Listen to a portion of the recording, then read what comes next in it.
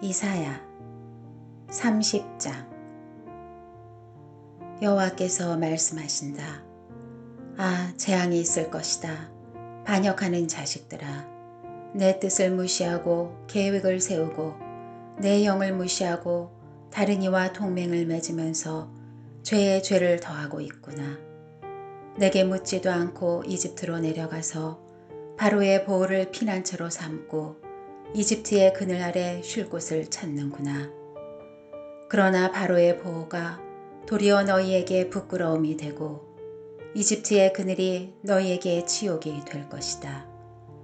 그 고관들이 소안으로 가고 그 사신들이 하네스에 이르렀지만 도움이나 이익은커녕 수치와 치욕만 받고 쓸모도 없는 민족에게 모두가 수치를 당할 것이다. 네게부의 짐승들에게 내려진 판결이다. 사절단들이 나귀의 등에 재물을 싣고 낙타의 혹에 자기 보물을 얹어 옮기며 고통과 고난의 땅, 수사자들과 암사자들의 땅, 독사들과 날아다니는 뱀들의 땅을 지나 그 무익한 민족에게로 가는구나. 이집트의 도움은 쓸모없고 공허할 뿐이다. 그러므로 내가 이집트를 자리에 앉아 있기만 하는 라합이라고 불렀다. 이제 가서 이것을 돌판에 새기고 두루마리에 기록해서 훗날을 위해 영원한 증거가 되게 하라. 이 백성은 반역하는 백성, 속이는 자식들, 여호와의 가르침은 듣지도 않는 자식들이로구나. 선견자들에게는 더 이상 환상을 보지 마시오 하고 예언자들에게는 더 이상 진실을 예언하지 말고 거짓말이라도 좋으니 듣기 좋은 말로 예언해 주시오.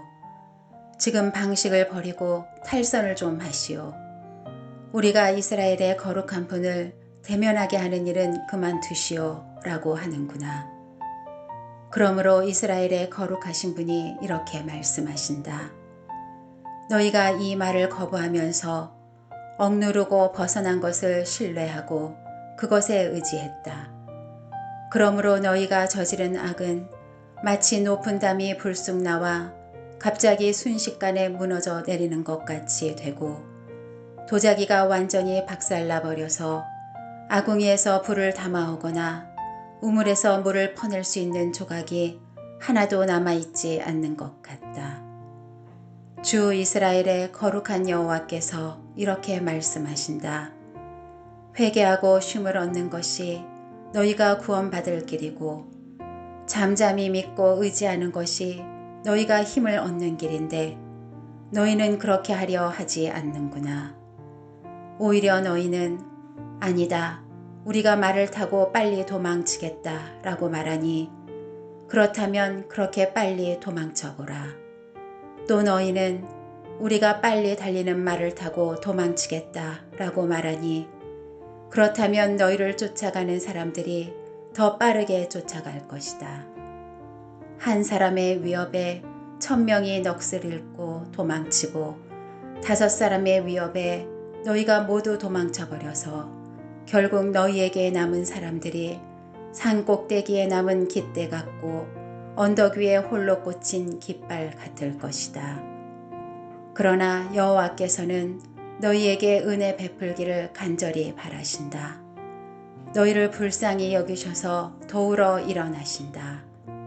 여호와는 공의의 하나님이시기 때문이다. 복되다. 그를 기다리는 모든 사람들아. 예루살렘에 사는 시온 백성아. 너희는 더 이상 슬피 울지 않아도 된다. 너희가 도와달라고 부르짖을 때 그분은 큰 은혜를 베푸셔서 듣자마자 너희에게 대답하실 것이다.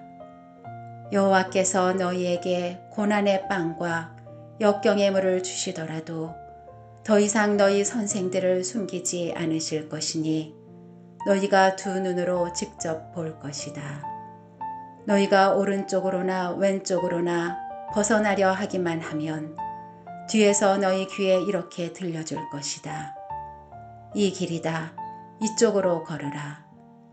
그래서 너희는 은을 입힌 너희 우상들과 금으로 덮은 너희 신상들을 더러운 것으로 여기고 그것들을 여인들이 달거리 때 입는 옷처럼 던져버리고는 나가라 라고 말할 것이다. 너희가 땅에 심은 씨앗이 자라도록 그분이 비를 내려주실 것이니 그 땅에서 나오는 것이 많고도 풍족할 것이다. 또 너희 소떼는 넓은 풀밭에서 풀을 뜯을 것이다. 흙을 가는 황소들과 나귀들이 키와 삽으로 잘 까부르고 개어놓은 사료와 먹이를 먹을 것이다. 대학살이 일어나고 탑들이 무너지는 날에 높은 산과 높이 솟은 언덕마다 시냇물이 흘러 넘칠 것이다. 여호와께서 그 백성들의 상처를 싸매시고 그가 때린 자리를 치료하시는 날에 달은 해처럼 빛을 내고 햇볕은 7일 동안 내려 쪼인 햇볕을 한꺼번에 모아놓은 밝기처럼 7배나 더 밝을 것이다. 보라, 여호와의 이름이 멀리서 오고 있다. 불타오르는 노여움과 빽빽이 피어오르는 구름과 함께 멀리서 오고 있다. 그분의 입술에는 노여움이 가득 서려 있고 혀는 마치 삼켜버리는 불과 같다.